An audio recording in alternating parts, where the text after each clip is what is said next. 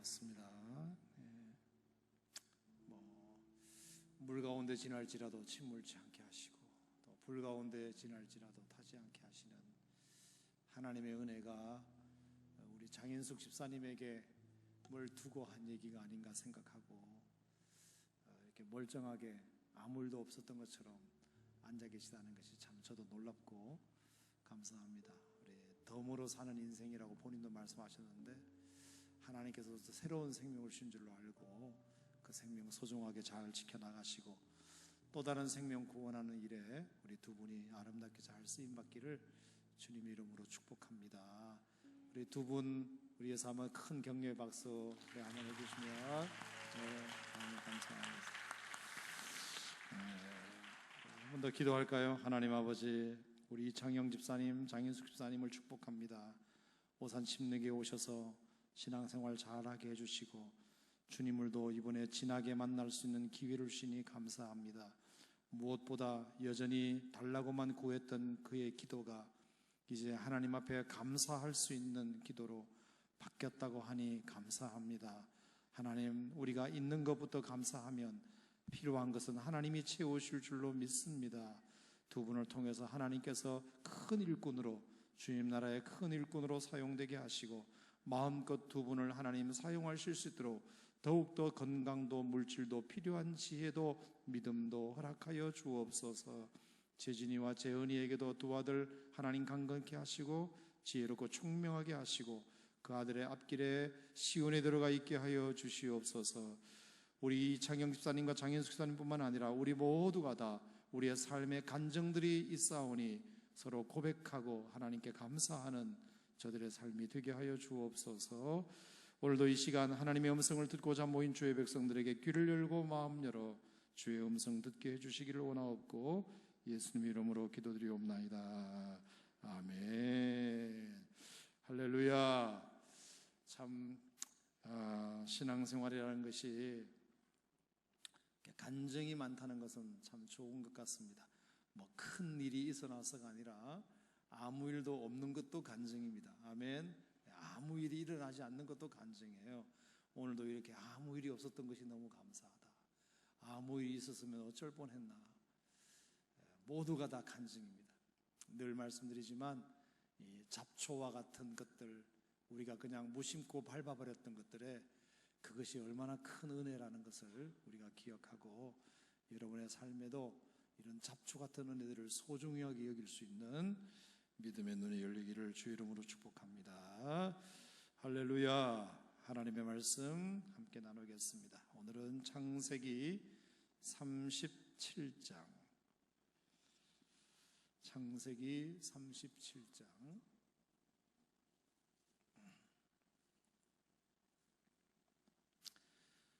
창세기 37장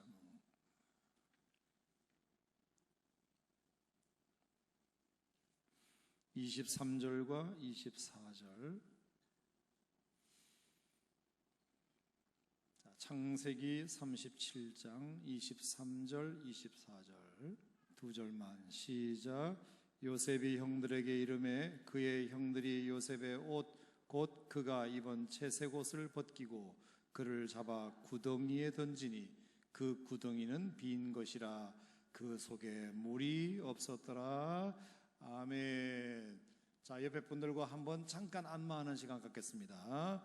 자, 우리 타도 토닥토닥 두드려 주시고 오른쪽 왼쪽 이렇게 은혜 많이 받으시라고 덕담하시면서 이번 한 주간도 수고하셨다고 하나님이 축복해 주시기를 바란다고 격려하고 위로의 말씀 한마디 하시면서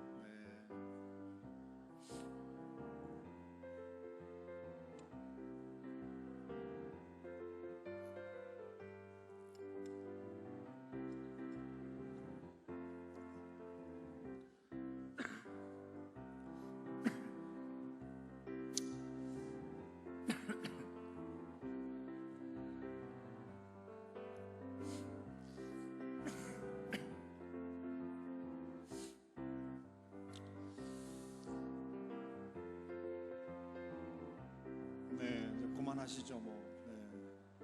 쑤시는 데가 많으신가 봐요. 자, 오늘부터 금양로 기도의 4주간이 굉장히 중요합니다. 먼저 약속 한 가지를 받겠습니다. 우리 골동 성전도 손을 들어주시고, 오늘 나오셨으니까 제가 4주 동안 중요한 메시지를 제가 준비해서 금양로 시간에 전할 것입니다. 요셉의 이야기를 통해서. 그래서 4주 동안 제가 금양로 기도회는 꼭 지키겠습니다. 손을 드시기 바랍니다. 손을 4주 동안. 네, 100% 다 드셨습니다. 나도 봤지만 옆 사람도 보고 하나님도 봤습니다. 하여간 약속해놓고 안 지키면 인간이 아닙니다. 자, 우리 골동성전도 다 드셨으니까. 왜냐하면 이게 물론 하나님의 말씀은 뭐 한 번만 들어도 은혜가 되지만 이게 시리즈로 말씀을 전할 때는 꼭 이렇게 완성도 있는 말씀을 같이 들으셔야 됩니다. 그래서 오늘은 기승전결 중에 기에 해당되는 것이고요. 다음 주는 승, 그 다음 주는 전, 그 다음에는 결이니까 빠지시면 안 됩니다. 그러니까 꼭 뭐 주일은 말할 것도 없지만 제가 정말 야심차게 준비한 금양로 기도회 이 4번의 설교를 여러분 잘 기억해 두시면 여러분의 인생에 참 큰 영적 유익이 있으리라 그렇게 믿습니다. 제가 뭐 설교하기 전에 이렇게 자신만만하게 선포하고 한 적이 별로 없는데 여러분들이 그렇게 꼭 기억하시면 좋을 듯 싶습니다. 자, 서론을 이렇게 한번 열어보겠습니다. 우리 예수 믿는 사람이 언제 어디서나 어떤 상황에서나 꼭 붙들고 잊지 말아야 할 진리 중에 진리가 하나 있습니다. 예수 믿는 사람이 어떤 상황에 처하더라도 꼭 붙들어야 할 진리 중에 진리가 있습니다. 그게 뭐냐? 하나님은 선하시다입니다. 하나님은 선하시다. God is good. 하나님은 선하시다. 아멘. 선해도 너무 선하시다. God is so good. 하나님은 너무 선하시다. 그리고 선한 것이 내게 선하시다. 다른 사람에게도 선하시지만 나에게 하나님은 선하신 분이시다. God is so good to me. 그렇습니다. 좋으신 하나님, 우리 한번 찬양해 보실까요? 네, 좋으신 하나님, 집사님, 이 코드 한번 짱. 좋으신 하나님, 좋으신 하나님, 참 좋으신 나의 하나님. 가슴에 손을 얹고 좋으신 하나님, 좋으신 하나님, 좋으신 하나님, 참 좋으신 나의 하나님. God is so good. God is so good. 할렐루야. God is so good. God is so good.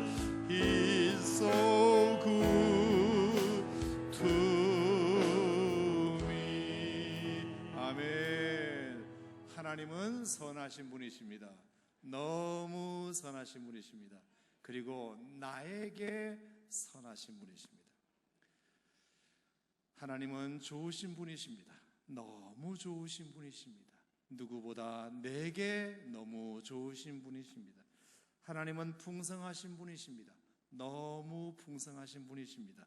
누구보다 내게 풍성하신 분이십니다. 하나님은 나와 가까운 분이십니다.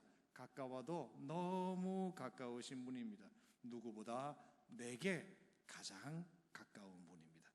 이걸 믿는 것이 믿음인 줄로 믿습니다. 아멘. 하지만 문제는 이 사실을 노래도 부르고 설교도 들어서 아는데 중요한 것은 내 삶의 상황 속에서 그것을 느끼지 못하고 산다는 것입니다. 알기는 아는데 시험 문제로 내면 답은 쓸 줄 아는데 내가 피부로 느끼지 못한다는 거예요. 피부로. 하나님이 좋으신 분이라는 것, 하나님이 선하신 분이라는 것, 풍성하신 분이시라는 것, 하나님과 아주 하나님이 바로 지금 내 곁에 계시다는 것, 이것을 시험 문제로 나오면 답은 쓰는데 내가 그거를 피부로 느끼지 못하고 있다는 것이 오늘 우리 성도들의 문제입니다. 왜 그럴까 생각해 보니까 다음과 같은 이유가 있을 듯 싶습니다. 그것은 우리가 경험한 부당한 고난 때문입니다. 고난.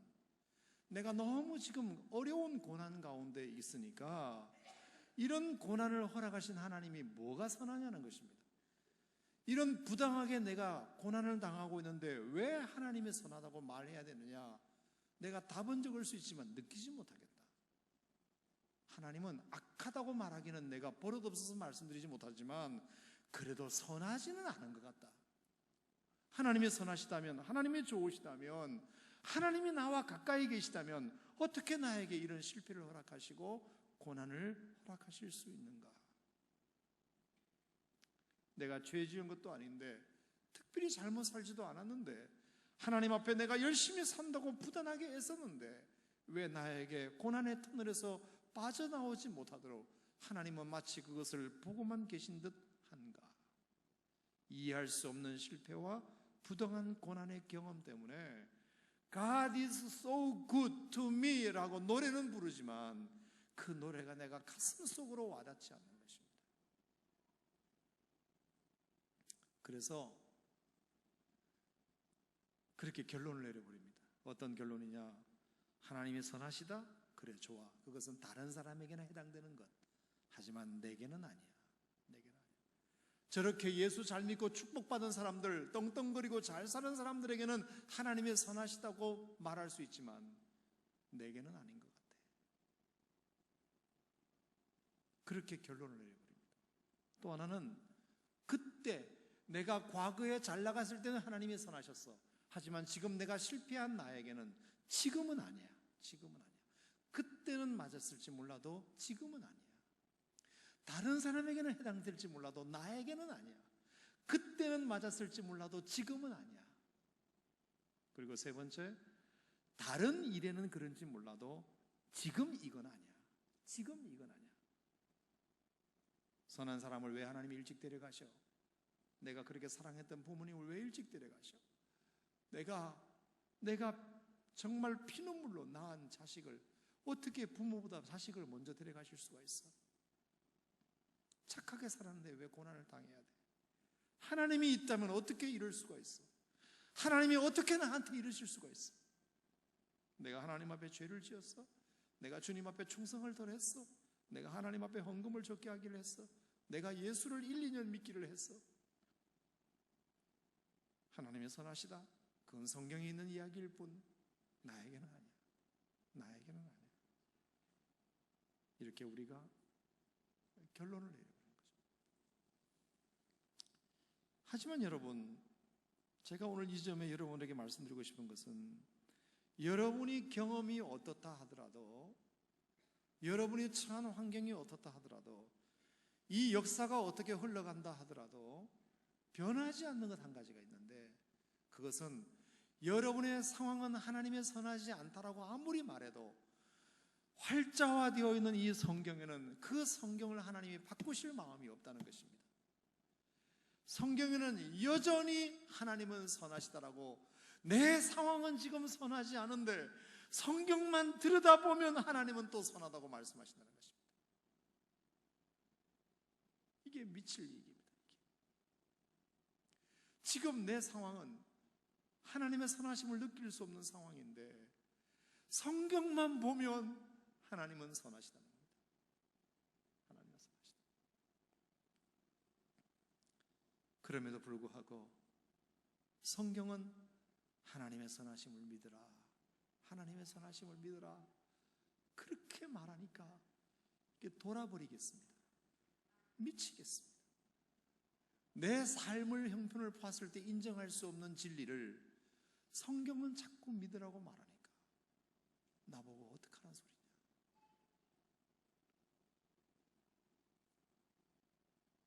여러분, 중간 결론 하나 내리겠습니다. 그럼에도 불구하고 여러분의 상황을 믿지 말고 성경을 믿어야 됩니다. 여러분의 형편을 믿지 말고 성경을 믿어야 됩니다. 여러분의 처한 현실을 믿지 말고 하나님의 말씀을 믿으셔야 됩니다. 성경은 오늘도 이렇게 말합니다. 시편 136편 1절에 여호와께 감사하라. 그는 선하시며 그 인자하심이 영원하미로다. 아멘이신가요? 여호와께 감사하라. 그는 선하시며 그의 인자하심이 영원하미로다. 시편 23편 6절도 말합니다. 나의 평생의 선하심과 인자하심이 반드시 나를 따르리라. 내 평생에 하나님의 선하심과 인자하심이 나를 따르신대요. 반드시. 여러분, 이걸 믿으셔야 됩니다.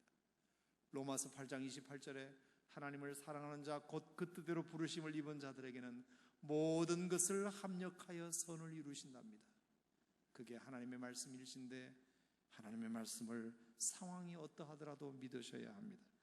마가복음 10장 18절도 보면 하나님 한 분 외에는 선한 이가 없느니라. 하나님 한 분 외에는 선한 이가 없느니라. 성경이 그렇다 하면 여러분의 삶의 형편이 그렇지 않아도 믿으셔야 됩니다. 형편을 믿지 말고 형편에서 만난 하나님이 아니라 성경에서 만난 하나님을 믿어야 합니다. 하나님은 한 분이시니 하나님 외에는 선한 이가 없느니라. 그래서 시편 34편 8절에 말하기를 너희는 여호와의 선하심을 맛보아 알지어다. 선하심을 맛보아 알지어다. 따라합시다. 너희는 여호와의 선하심을 맛보아 알지어다. 아멘. 그래서 예레미야 33장 3절 말씀에도 보면 주께서 인생으로 고생하게 하시며 근심하게 하심은 본심이 아니시로다. 우리가 고생하고 우리가 실패하고 우리가 고난 가운데 있는 것은 본심이 아니로다. 그러면 하나님의 본심은 뭐라는 겁니까? 하나님은 선하시다. 이게 본심이다. 선한 마음, 이게 하나님의 본 마음이다. 그러니까 이 본 마음을 믿으라. 너희들이 지금 삶의 형편이 어떠하든지 간에 하나님의 본심을 믿으라는 것입니다. 이것이 여러분 믿음의 출발입니다. 하나님의 본심을 믿으십시오.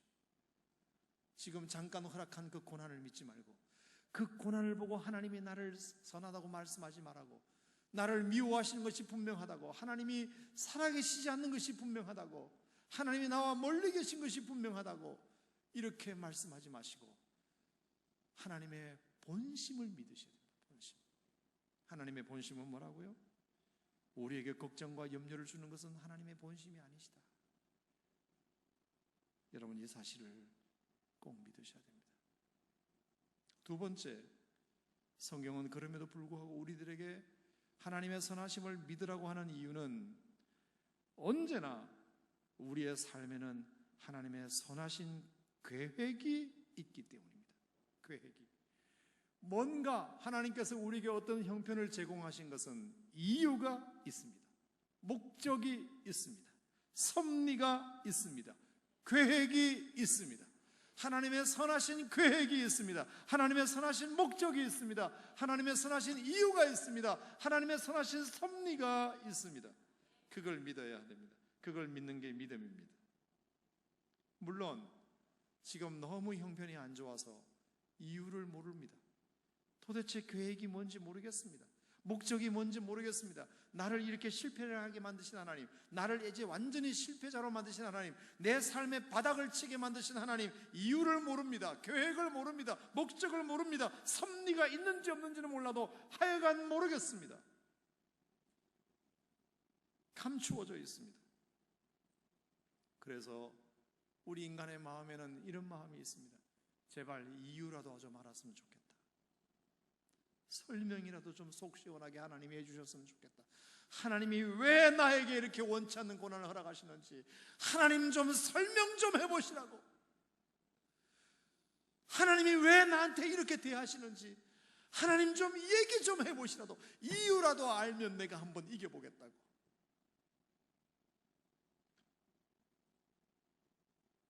그래서 고난을 당할 때 하나님이 나를 이해시켜 주기를 바랍니다. 하나님 좀 날 이해 좀 시켜줘봐요. 당신이 나에게 고난을 허락하셨으면 이유가 있을 것 아니에요. 그러면 그 이유 좀 나에게 설명 좀 해봐요. 그러면 내가 견뎌볼 테니까. 하지만 여러분이나 저나 경험하셨듯이 하나님은 이유를 말씀하지 않았어요. 도대체 설명이 없었어요. 설명이. 김종훈 목사야, 미안해. 사실은 너한테 이렇게 어려움을 준 것은 이러저러한 이유 때문이야. 그리고 너한테 이런 계획이 있기 때문이야. 이런 이유가 있기 때문이라고 말만 들어도 저는 이길 것 같아요. 그런데 설명이 없어요. 고난만 던져놓고 아무런 설명이 없어요. 그래서 힘들어요. 참 어려워요. 안 가르쳐 주세요. 근데 제가 어느 순간 이걸 하나 깨달았습니다. 동의하실지 모르겠지만 뭘 깨달았느냐 하면, 왜 인간은 자꾸 이유를 알려고 할까? 어떤 일을 맞았을 때 왜 자꾸 설명을 들으려고 할까? 왜 이유를 하려고 할까? 그것은 하나님을 더 알고자 함이 목적이 아니라 자기 감정 해결을 위해서라요. 자기 감정 해결을 위해서. 내 감정을 해결하고 싶은 마음이 하나님의 섭리를 알고 싶은 마음보다 더 큰 거예요. 더 큰 거예요.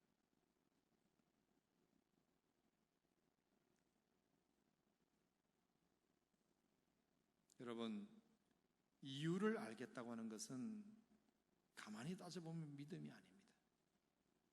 그것은 지식입니다. 그러므로 참 믿음은 이유를 모르고 믿는 것이 믿음입니다. 여러분, 너무 가혹한 정의를 했다면 용서하십시오. 하지만 제가 믿어보니까 믿음의 정의는 이렇게 내려야 맞습니다. 이유를 모르고 믿는 게 믿음이다. 이유를 알고 믿는 믿음. 오늘 내가 경험한 이 고난의 알파와 오메가를 다 알고 믿는 믿음은 믿음이 아닙니다.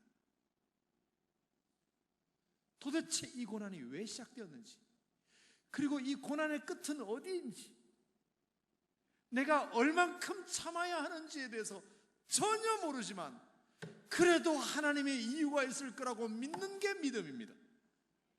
그게 믿음입니다.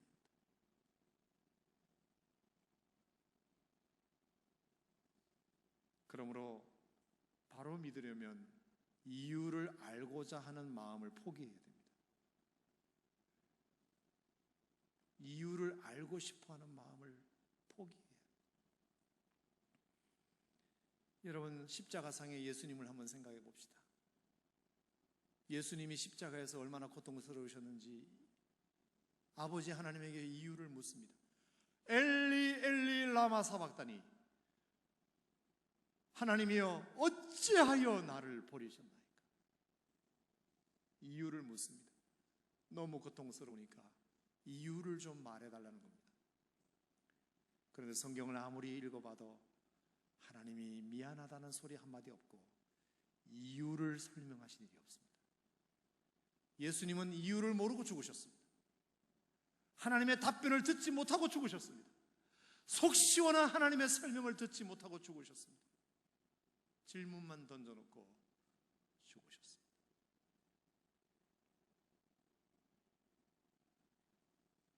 하나님, 나한테 어떻게 이럴 수 있습니까? 아버지, 당신은 아버지가 됩니까? 어떻게 아들한테 이러실 수 있습니까? 꼭 이 방법밖에 없습니까? 그 죽어가는 아들의 절규에 아버지이신 하나님은 끝내 대답하지 않으셨습니다. 그런데 여러분, 놀라운 것은 이유를 모르시고도 십자가를 끝까지 지셨습니다. 이유를 모르시는데도 십자가를 끝까지 지셨습니다. 그러면 질문해 보겠습니다. 예수님이 이유를 듣지 못하시긴 하셨지만 이유가 있었나요? 없었나요? 있었습니다. 중요한 것은 목적이 있었나요? 없었나요? 있었습니다. 계획이 있었나요? 없었나요? 있었습니다. 섭리가 있었나요? 없었나요? 있었습니다. 우리가 모를 뿐이지, 하나님의 설명을 안 해주셨을 뿐이지 이유가 없는 것은 아닙니다. 그게 바로 인류 구원의 사명 때문이었습니다.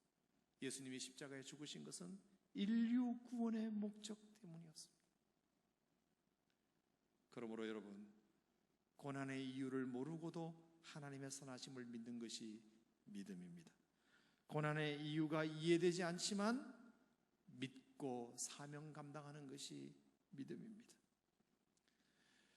이런 얘기를 초대교부였던 터툴리안 교부는 미리 이 일을 알고 이렇게 말했습니다. 따라합시다. 나는 하나님이 이해되지 않기 때문에 믿는다. 이해되지 않기 때문에 믿는다. 나는 하나님이 이해되지 않기 때문에 믿는다. 이해가 된다면 믿음이 필요 없죠. 믿음은 왜 필요한 건가? 이해되지 않기 때문에 믿음이 필요한 것입니다. 저는 정확한 표현이라고 생각합니다. 우리는 하나님을 몰라도 너무 모릅니다. 정말 모릅니다. 무식한 사람과 유식한 사람의 차이는 뭐죠? 무식한 사람은 내가 뭘 모르는지를 모릅니다. 유식한 사람은 내가 이제 드디어 뭘 모르는지를 알겠다라고 말합니다. 공부를 많이 한 사람의 고백은 뭐냐? 이제 공부를 해가면 해갈수록 내가 모르는 게 뭔지를 알게 되었습니다. 근데 공부 하나도 안 하는 사람은 자기가 지금 뭘 모르고 있는지도 모릅니다. 그러면 믿음이 없는 사람과 믿음이 있는 사람의 차이도 뭐냐? 믿음이 없는 사람은 내가 얼마나 믿음이 없는 사람인지를 모릅니다. 그런데 정말 믿음이 있는 사람은 내가 얼마나 믿음이 없는지를 압니다. 드디어. 정말 믿음이 있는 사람은 내가 믿음이 얼마나 없는지를 압니다. 믿음이 없는 사람은 내가 믿음이 없다는 것도 모릅니다.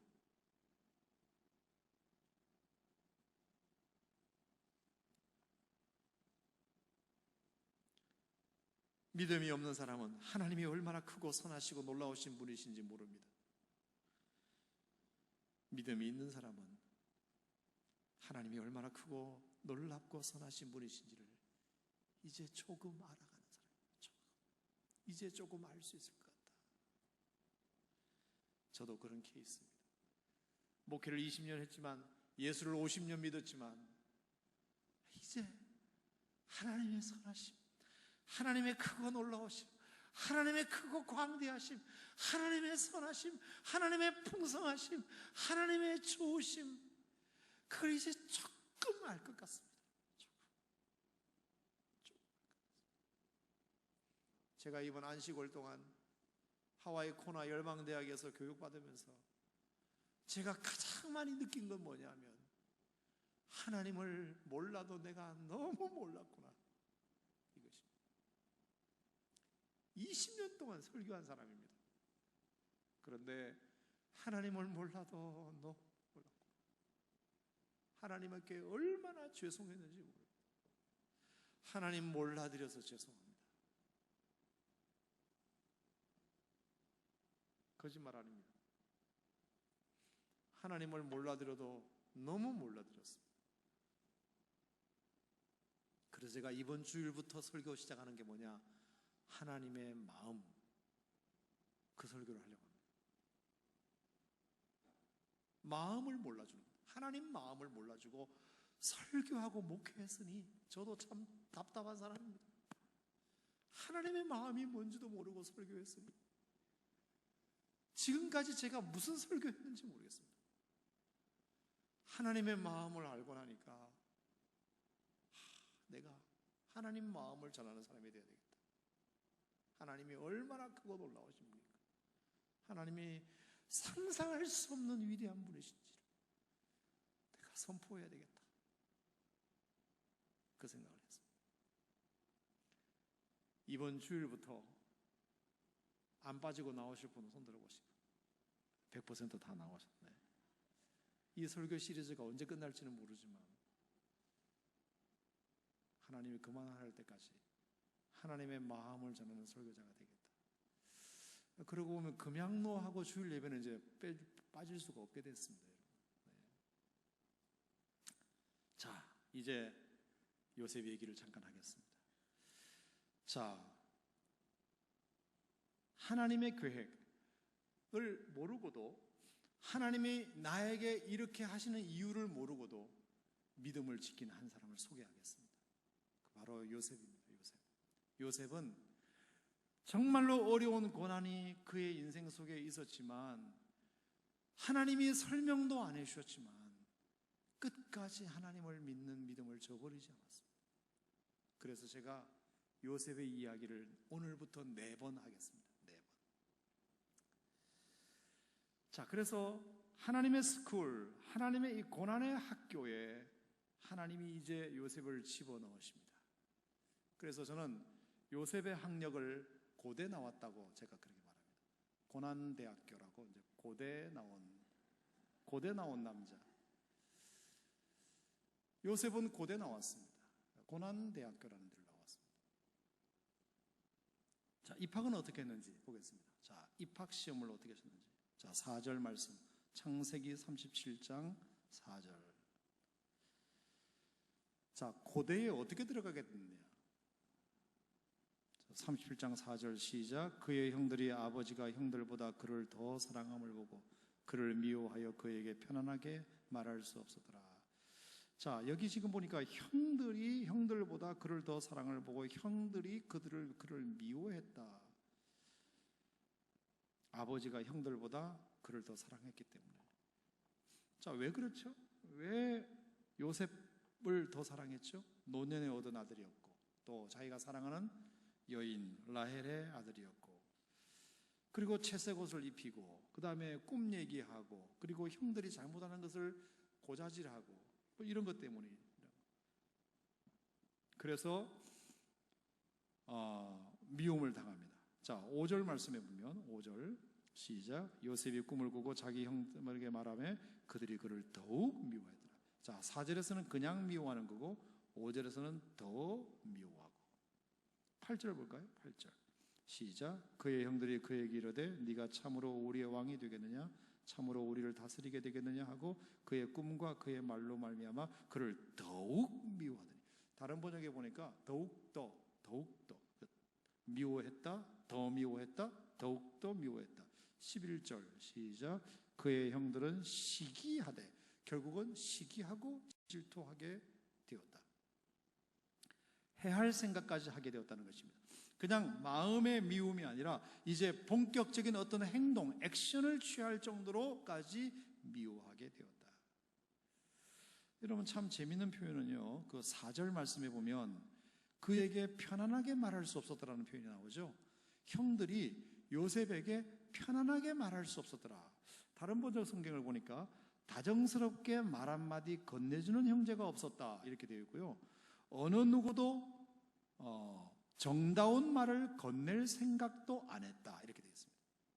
자, 그러니까 요셉이 형들로부터 아버지의 사랑을 받는 건 받는 건데 형님들이 10명이나 있는데 그 형님들이 다정스럽게 말 한마디 건네주는 형님이 없다.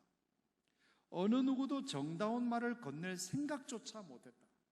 그러니까 우리가 표면적으로 보면요, 요셉이 아버지의 사랑을 많이 받았으니까 행복했겠다 생각하시겠지만 그 가족 구도 속에서 형제들이 10명씩이나 되는 형님들이 다정한 한 말 한마디 건네지 않고 정다운 말을 건넬 생각도 안 했다고 하면 요셉이 행복했던 시절을 보냈다고 말하기가 어려운 것 같습니다. 굉장히 불행한 시절을 보냈습니다. 아버지의 사랑 때문에 지금 행복한 시절이 아니라 형들의 미움 때문에 굉장히 불행한 시절을, 어린 시절을 17살까지 보내고 있었던 것이 분명한 것 같습니다. 자, 그래서 미움을 받았다는 것 때문에, 외롭다는 것 때문에 힘든 어린 시절을 보냈다는 것 때문에 그는 이제 그것이 경력이 되어서 고난대학교에 들어가게 됩니다. 자, 1학년이 이제 시작되는데, 자, 1학년 교실이 어디냐? 구덩이 교실입니다. 구덩이 교실. 구덩이 교실. 자, 24절 말씀 보겠습니다. 시작. 그를 잡아 구덩이에 던지니 그 구덩이는 빈 것이라 그 속에 물이 없었더라. 구덩이 강의실에서 들어갑니다. 자, 구덩이 교실에다가 요셉을 처박아 놓고 교수가 누굽니까? 누가 가르치는 겁니까? 형들이 교수입니다.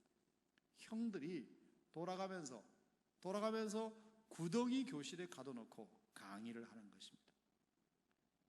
커리큘럼을 만드는 것입니다.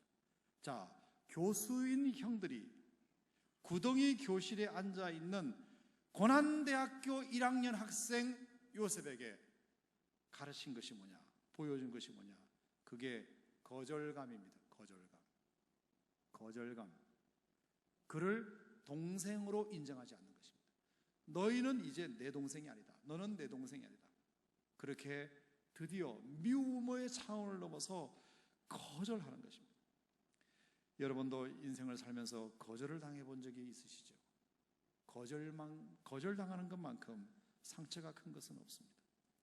수용받지 못하는 것보다 괴로운 것은 없습니다. 거절당하는 것보다 슬프고 화나는 것은 없습니다. 동생이라는 것을 형들이 포기하고 인정하지 않는 것입니다. 동생으로서 인정받지 못하고 거절을 당합니다. 그것을 구덩이에서 경험합니다. 구덩이에서 경험합니다. 너는 구덩이에서 그냥 나오지 마라, 이것입니다. 거기서 그는 얼마나 두려웠을까요? 구덩이에서 자기는 이대로 죽을 수도 있다는 정말 어려운 시절을 겪습니다. 거절감, 두려움, 인정받지 못함, 이런 것들이 그가 1학년에서 구덩이 교실에서 형들로부터 전수받습니다. 거절감을 가르쳐주고 두려움을 심어주고 용납받지 못하는 것을 심어줍니다. 정말로 악한 것입니다. 여러분, 참 재밌는 성경 구절 한번 볼까요? 25절입니다. 25절. 자, 요셉은 구덩이에 갇혀 있습니다. 구덩이에. 그런데 25절 보십시오. 시작. 그들이 앉아 뭘 먹다가? 음식을 먹다가. 자, 형들이 동생을 구덩이에 가다 놓고 울고 불고 하는 그 동생 옆에서 음식을 먹고 있다. 그 장면을 상상해 보십시오. 이건 정말, 이건 남도 이렇게 못합니다. 남도. 네, 형들이 무슨 소풍 나왔습니까? 피크닉 나왔습니까? 야외 예배 나왔습니까? 동생은 지금 죽는다고 난리치는데 거기서 음식을 먹고 있습니다. 도시락 까먹고 있습니다. 이 거절감, 이 두려움, 이 소외감, 이것이 요셉이 고난대학교에서 처음으로 경험하는 좌절입니다. 이유를 모릅니다. 내가 왜 이런 걸 당해? 자기는 이유가 없습니다. 그런데 형들이 그렇게 미워해서 고난을 받는 것입니다. 자, 그러면 커리큘럼은 그랬고 시험은 뭐냐? 테스트가 있습니다. 학교는 시험이 있죠. 자, 여기서 그러면 어떤 시험을 하나님께서 이것을 통해서 허락하셨느냐? 그게 바로 그런 형일지라도 네가 용서할 수 있느냐? 용서할 수 있느냐? 이것이 용서가 요셉에게 처음으로 허락된 시험이었습니다. 여러분, 저는 설교하면서도 이것이 얼마나 가혹한 시험인지를 잘 압니다. 거절당한 요셉에게 하나님이 이유를 모르는 고난을 허락하신 그 상황에서 용서까지 하라고 그러십니다. 이유를 모르고 시험을 견디기도 어려운데, 고난을 견디기도 어려운데, 오히려 한 걸음 더 나아가서 네가 그 형들을 용서할 수 있느냐라는 테스트를, 쪽지 시험을, 중간고사를 하나님이 보십니다. 교수가 원하는 정답은 용서하라입니다. 아니면 통과 못한다.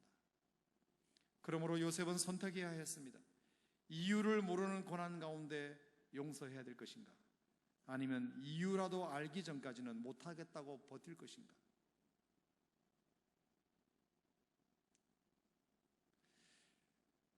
여러분, 참 요셉의 고난은 상상조차 할 수 없는 고난입니다. 여러분, 그렇다면 왜 이유를 설명할 수 없는 그런 엄청난 고난을 요셉에게 허락하신 것도 대단한데 왜 용서까지 하라는 시험을 테스트하셨을까? 두 가지 이유입니다. 첫째는 용서해야 상황이 좋아지기 때문입니다. 용서해야 상황이 좋아지기 때문입니다.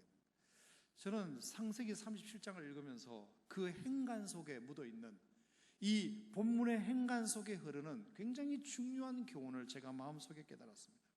자, 24절로 돌아가서 그를 잡아 구덩이에 던졌다 그랬습니다. 구덩이에 던졌다 그랬습니다. 그런데 25절에 그들이 앉아 형들이 음식을 먹고 있습니다. 그러면 이 상황에서 여러분이 질문 한번 해보겠습니다. 두렵고 떨린 마음으로 요셉이 구덩이에 빠져가지고 고래고래 고함을 치면서 형들에 대해서 어떤 억가심정을 얘기했다거나 아니면 소리를 질렀다거나 살려달라고 아우성을 쳤다거나 이런 분위기가 24절과 25절의 행간 속에 전혀 느껴지지가 않습니다. 그러니까 요셉은 구덩이에 그냥 빠진 채로 가만히 있었던 것입니다. 가만히. 고함을 질렀다, 소리를 질렀다, 형들을 욕했다, 아버지한테 아버지가 알면 당신들을 용서할 줄 아느냐고 이렇게 소리를 지르거나 하나님의 저주를 퍼붓거나 나한테 이렇게 하면 당신들은 저주받을 거라고 말한다거나 이런 느낌이 24절과 25절 사이에 전혀 없습니다. 그래서 저는 25절이 일어났다고 생각합니다. 자, 25절에 보면 형들이 앉아 음식을 먹다가 눈을 들어본 적 한 무리의 이스라엘 마을 사람들이 길르앗에서 오는데 낙타들의 향품과 유약과 모략을 싣고 애굽으로 내려가는지라. 그러니까 26절에 유다가 자기 형제에게 이르되 우리가 동생을 죽여서 그의 피를 덮어둔들 무엇이 유익하겠느냐. 자, 보세요. 만약에 요셉이 빠져가지고 형들을 저주하고 욕하고 살려달라고 고함치고 아버지한테 다 이럴 거라고 그러고 이건 하나님의 심판을 내릴 거라고 얘기한다면 형들이 이런 마음을 먹을 수 있을까? 형들이 우리가 동생을 죽인들 뭘 할까? 무슨 유익이 있을까라는 갑자기 그들의 마음이 선한 마음으로 돌변하게 된 이 계기가 어떤 상황이 이 속에 있었을까? 그게 요셉이 잠자코 하나님의 뜻을 이유를 모르지만 받은 고난을 그대로 견디고 있었고 마음속에 용서하는 마음이 있었기 때문에 형들의 마음을 1차적으로 하나님께서 바꾼 거라고 저는 생각합니다. 만약에 그렇지 않았다면 요셉은 그냥 구덩이에서 아이 시끄러워 하면서 그냥 파묻어 버렸을 수도 있습니다. 근데 하나님께서 용서하고 견디는 사람에게 상황을 개선시키는 은혜를 주셨다고 저는 믿습니다. 할렐루야, 할렐루야. 결국은 용서는 그래서 남을 위해서 하는 것이 아니라 나를 위해서 하는 것입니다. 쓴 뿌리를 뿌리 내리지 못하게 하는 것입니다. 내 나무에 불행의 열매가 자라지 못하도록 하는 것입니다. 쓴 뿌리 안에 자기를 가두지 못하게 하는 해방선언이 용서입니다. 참 가혹한 질문이지만 요구이지만 여러분 이 말씀을 가만히 새겨보시기 바랍니다. 용서는 그 사람에게 주는 선물이 아닙니다. 나에게 주는 선물입니다. 형들에게 주는 선물이 아닙니다. 형을 위해서 용서하는 것이 아닙니다. 나를 위해서 용서하자는 것입니다. 그래야 내가 산다는 것입니다. 내가 산다. 이유는 여전히 모르지만 내가 왜 구덩이에 갇혀야 되는지 모르지만 형들이 왜 어떻게 이렇게 나한테 할 수 있는지 모르지만 용서합니다. 그는 그에게서 구덩이에서 용서를 배웁니다. 물론 이렇게 얘기하면 여러분들은 이런 질문을 하실 수 있습니다. 설마 요셉이 그 구덩이 속에서 형들을 용서했을까? 나중에 총리가 다 되고 잘 되었을 때 그때 용서했겠지. 자, 질문해 보겠습니다. 자, 요셉이 형들을 용서한 것은 확실한데 용서의 시점이 언제라고 여러분들 생각하십니까? 1번, 구덩이에 있을 때 형들을 용서했다. 2번, 아니다. 그때는 용서 못했고 나중에 총리가 되고 형편이 풀리니까 마음이 누그러져 가지고 용서가 된 것이다. 용서가 된 것이다. 1번, 2번 어떤 거라고 생각하십니까? 나중에 총리가 되었을 때 용서한 걸까요? 구덩이에 있을 때부터 용서한 걸까요? 여러분, 제가 설교하는 흐름을 잘 보시고 대답하시기 바랍니다. 네. 저는 구덩이에서 용서했다고 믿는 사람입니다. 마음이 괴로울 때 의지적으로 has습니다. 마음이 편안했을 때 저절로 된 것이 아니라 마음이 괴롭고 이유를 모르지만 하나님의 선하심을 믿고 하나님의 선하심과 인자하심을 믿고 그를 하나님의 입장에서 용서한 것입니다. 자, 그러면 이렇게 주장하는 증거를 여러분들에게 대겠습니다. 여러분은 증거를 대야 믿는 사람들이니까. 첫 번째, 용서했다는 증거는 어디서 나오느냐? 용서하면 더 이상 자신에게 가해를 입힌 사람의 얘기를 더 이상 하지 않습니다. 용서를 안 하면, 용서가 안 되면 계속 그 얘기를 합니다. 귀에 있을 때마다 저 사람이 나한테 상처 주어서, 저 사람이 상처 주어서, 저 사람 때문에 내가 이 꼴이 됐어, 저 사람 때문에 내가 지금 이 지경이 돼서, 마음의 용서가 되지 않으면 가해를 입힌 사람의 얘기를 계속 귀에 있을 때마다 합니다. 만나는 사람들마다 합니다. 내가 이 꼴이 왜 이렇게 된 줄 알아? 그 사람 때문이야, 그 사람 때문이야, 그 자식 때문이야, 그 자식 때문에 내가 지금 이 꼴 난 거야 라고 계속해서 얘기하게 되어 있습니다. 그렇죠? 용서가 안 되면 계속 말하게 되어 있습니다. 용서하면 더 이상 얘기하지 않습니다. 용서가 돼버렸으니까. 창세기 40장 보겠습니다. 40장 창세기 40장 15절.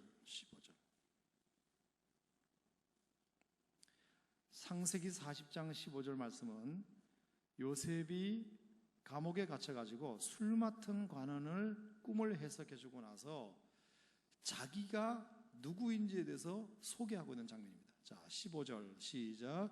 나는 히브리 땅에서 끌려온 자요 여기서도 옥에 갇힐 일은 행하지 아니하느냐. 저는 이 40장을 읽으면서 왜 요셉은 자기가 형들로부터 미움받아가지고 억울하게 형들로부터 이렇게 내가 고통당해서 여기까지 오신 자신의 역사, 라이프 스토리를 얘기하지 않았을까? 여기에 형에 대한 이야기가 없습니다. 형들이 자신에게 큰 상처를 주었다면, 두고 그것을 억가심정에 있었다면 계속해서 얘기를 했어야 되는데 얘기가 없습니다. 나는 히브리 땅에서 끌려온 자요 여기서도 옥에 갇힐 일은 행하지 아니한다. 자신의 억울함을, 그 감정을 풀지 않습니다. 여러분, 이것은 뭐냐? 용서가 되었기 때문입니다. 그러면 언제냐? 총리가 되고 나서가 아니라 구덩이에서부터 용서했다는 증거 중에 하나입니다. 이 증거 가지고 좀 부족하시다고요? 그럼 또 다른 증거를 대겠습니다. 자, 이 정도 상처를 입으면 사람들은, 자, 17살 때 얻은 상처입니다. 17살이면 청소년이에요. 청소년 시기에 아직도 자아의 어떤 개념이 확실하게 정해지지 않은 상태에서 이런 깊은 상처를 받으면 그 이후의 삶이 엉망이 됩니다. 어린 시절에 상처를 깊이 받은 사람은요, 커서 자신의 일을 스스로 못합니다. 상처가 자기를 꽉 잡고 있어가지고 공부도 안 되고 일도 안 되고 관계도 안 되고 다 안 됩니다. 신앙생활도 안 되고 아무것도 안 됩니다. 하나님으로부터 버림받았다는 생각이 들면, 나를 어릴 적에 하나님이 구덩이에 갇히도록 내버려 주신 하나님이 원망스러워서 하나님 쳐다보기도 싫고 교회 가기도 싫고 사람들과의 관계도 두렵고, 그리고 일도 손에 안 잡히고 아무것도 못합니다. 여러분, 상처가 깊은 사람은 정상적인 삶을 살 수가 없습니다. 그래요, 안 그래요? 그래요. 마음의 용서가 일어나지 않으면 절대로 정상적인 생활이 안 됩니다.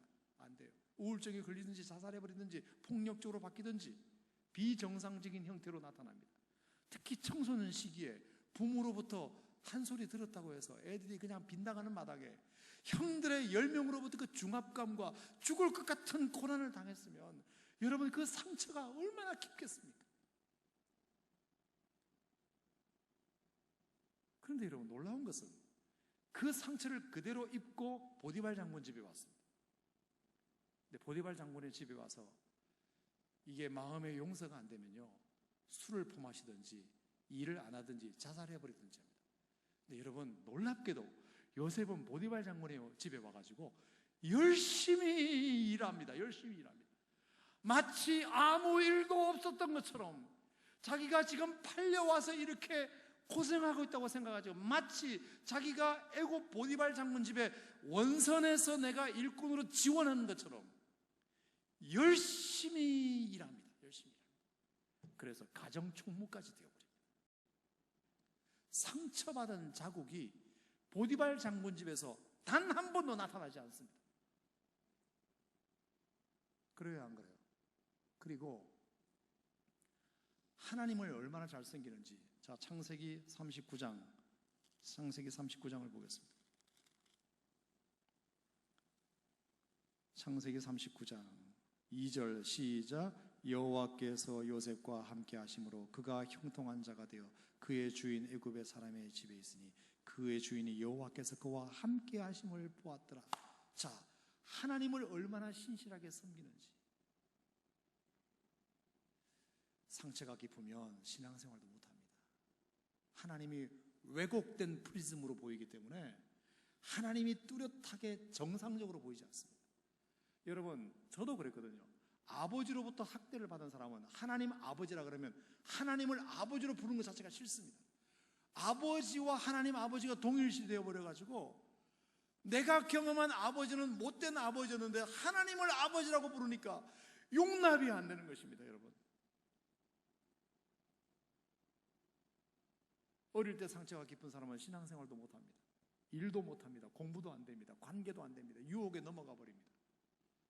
그런데 요셉은 보디발 장군 집에서 일도 열심히 하고 성실하고 신앙생활도 잘하고 유혹도 잘 넘기고 어디 하나 나무랄 데 없는 그 정도 상처를 가진 인물이라고 볼 수가 없을 정도로 아주 정상적인 삶을 삽니다. 이 얘기는 뭐냐? 구덩이에 갇혔을 때 이미 형들을 용서했다는 뜻입니다. 하나님의 선하심을 믿고 하나님의 선하심을 믿고 하나님께서 이 일을 나에게 허락하신 것은 분명히 하나님의 선하신 목적이 있을 것이다라고 뭔지는 모르지만 있다고 믿고 그 일을 한 것입니다. 하나님이 나를 버리지 않으셨다는 것을 믿고 하나님이 나와 함께 하신다는 것을 믿고 더 열심히 일했습니다.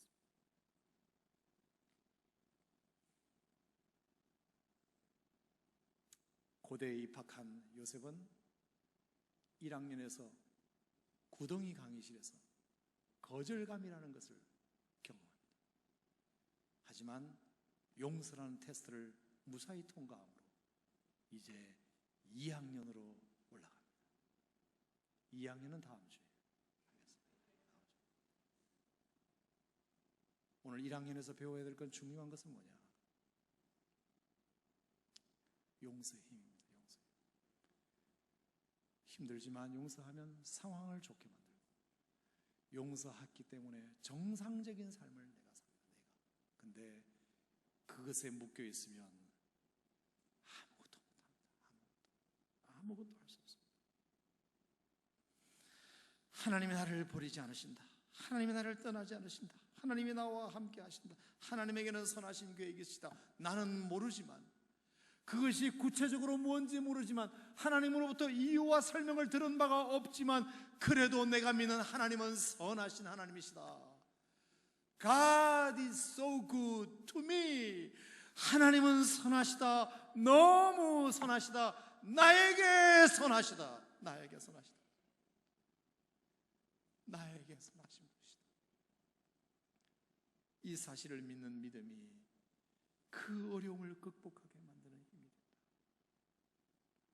아멘. 오늘 이 말씀이 여러분들에게 힘이 되셔서 이유를 모르는 고난, 애매히 받는 고난이 여러분들에게 있다 하더라도 하나님의 선하심을 믿으십시오. 하나님의 풍성하심을 믿으십시오. 하나님의 놀라운 계획을 믿으십시오. 어찌하여 나를 버리셨나이까? 예수님의 질문에 하나님은 아무 대답하지 않으셨지만 인류 구원을 이루시고 예수님을 3일 만에 부활시켜 주셨습니다. 하나님을 믿으십시오.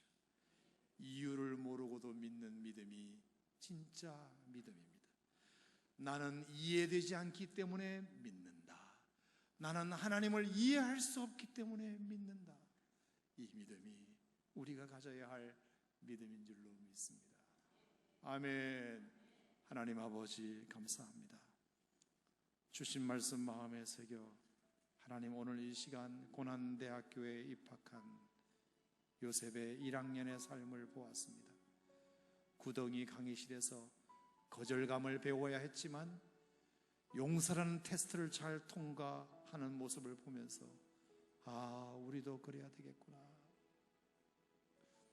이유를 모르지만 설명 들은 바가 없지만 하나님의 선하심을 믿는 그 믿음으로 이겨야 되겠구나. 그래야 내가 사는구나. 그래야 내가 사는구나. 하나님 오늘도 그 말씀을 통하여 우리의 마음에 교훈하는 바가 놀랍도록 하나님 우리에게 심어 주시옵소서. 아버지, 오늘 골동과 세교 성전에 참여한 우리 성도들 가운데 혹시 요셉의 이야기가 나의 이야기처럼 들리는 성도들이 있다면 하나님 그 마음을 이루하여 주옵시고, 내가 다 안다, 내가 너의 고통을 안다, 조금만 더 견뎌보렴, 그리고 용서하렴, 하나님의 선하심을 신뢰하렴. 주님이 그들에게 음성 들려 주시옵소서.